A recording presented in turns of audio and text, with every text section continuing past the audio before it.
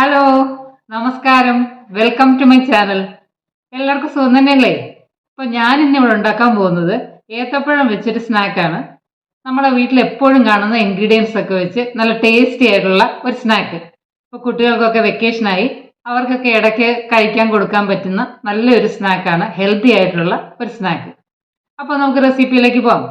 ഇതിൻ്റെ main ingredient എന്ന് പറയുന്നത് ഏത്തപ്പഴമാണ്. അത് 2 എണ്ണമാണ് ഞാൻ എടുത്തിരിക്കുന്നത്. നന്നായിട്ട് പഴുത്താണെങ്കിൽ അത്രയും നല്ലത്. ഇനി അടുത്ത ശർക്കര പാനിയാണ്.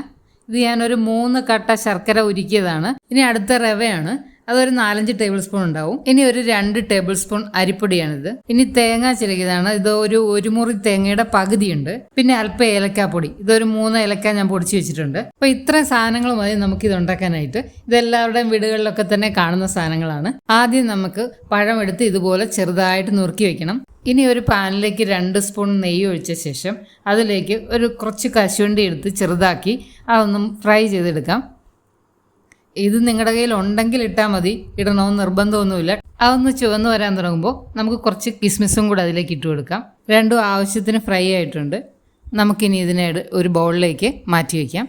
ഇനി ഇതേ പാനിൽ തന്നെ കുറച്ച് നെയ്യുണ്ട്, അതിലേക്ക് 1 സ്പൂണും നെയ്യും കൂടി ഒഴിച്ച ശേഷം നമ്മൾ ഈ നുറുക്കി വെച്ചിരിക്കുന്ന പഴം ഇട്ട് നന്നായിട്ട് വഴറ്റിയെടുക്കണം. ഇതിങ്ങനെ നെയ്യിൽ വഴറ്റി ഉണ്ടാക്കുമ്പോൾ നല്ലൊരു സ്വാദാണ്. വഴറ്റി അതൊന്ന് വെന്ത് വരുമ്പോൾ ഇനി തവി വെച്ച് നമുക്ക് നന്നായിട്ടൊന്ന് പ്രസ് ചെയ്ത് ഉടച്ചു കൊടുക്കാം. ഇനി ഇതിലേക്ക് എടുത്തു വെച്ചിരിക്കുന്ന ശർക്കരപ്പാനി ചേർക്കാം. പഴത്തിന് ഓൾറെഡി മധുരം ഉള്ളതാണ്. ഓരോരുത്തരുടെയും മധുരം അനുസരിച്ച് വേണം ചേർക്കാനായിട്ട്. അതൊന്ന് തിളച്ച് വരുമ്പോഴത്തേക്ക് നമുക്ക് എടുത്തു വെച്ചിരിക്കുന്ന തേങ്ങ അതിലേക്ക് ചേർക്കാം.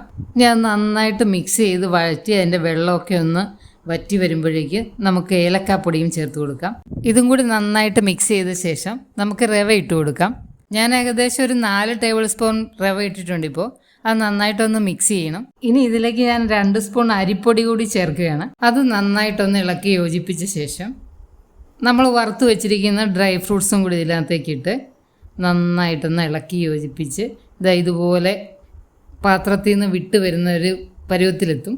അന്നേരം നമുക്ക് ഇതിനെ സ്റ്റൗ ഓഫ് ചെയ്ത് ഒന്ന് ആറാനായിട്ട് വയ്ക്കാം.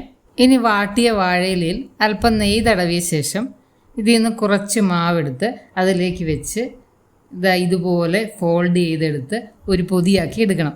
ഇങ്ങനെ നമുക്ക് ഈ മാവെല്ലാം ഓരോ പൊതികളാക്കി മാറ്റി വയ്ക്കാം. അത് ചെറുതോ വലുതോ കനം കുറഞ്ഞോ കൂടിയോ ഒക്കെ ഇരുന്നാലും ഒരു കുഴപ്പമില്ല. ഇത് ഓൾറെഡി ഒന്ന് വെന്തതാണ്. പിന്നെ ഇലയിലിരുന്ന് അതൊന്ന് വെന്ത് കിട്ടുമ്പോൾ അതിനൊരു പ്രത്യേക രുചിയാണ്. ഇനി നമുക്കിതിനെ ഒരു സ്റ്റീമറിൽ വെച്ച് ഒരു 10 മിനിറ്റ് ഒന്ന് വേവിച്ചെടുക്കാം. അങ്ങനെ നമ്മുടെ ഐറ്റം റെഡി ആയിട്ടുണ്ട്. ഇതിനെ അപ്പം എന്ന് വിളിക്കണോ അടയെന്ന് വിളിക്കണോ എന്നൊന്നും എനിക്കറിയില്ല. എന്തായാലും സംഭവം പൊളിയാണ്.